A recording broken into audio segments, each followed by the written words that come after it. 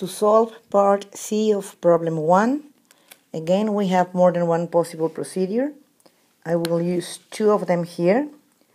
One is working as if it was a new problem. So I start with the 55 grams of oxygen.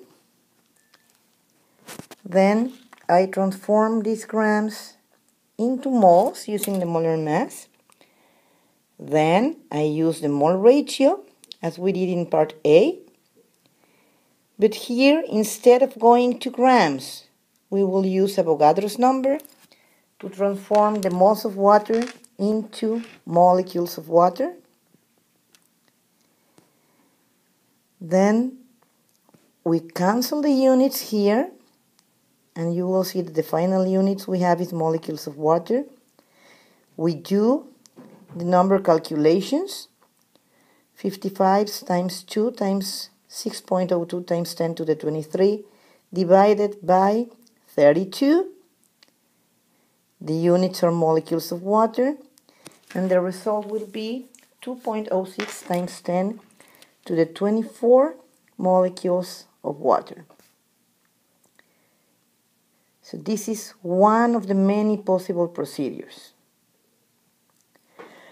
Another possibility is start the problem from the grams of water we calculated in part A, 61.875.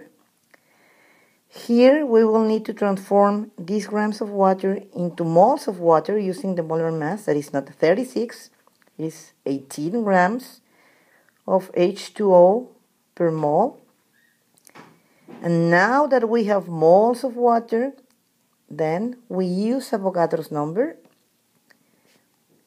1 mole equals 6.02 times 10 to the 23.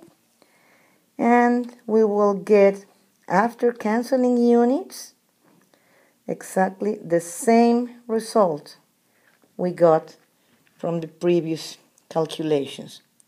So these are two of the possible ways to solve this problem.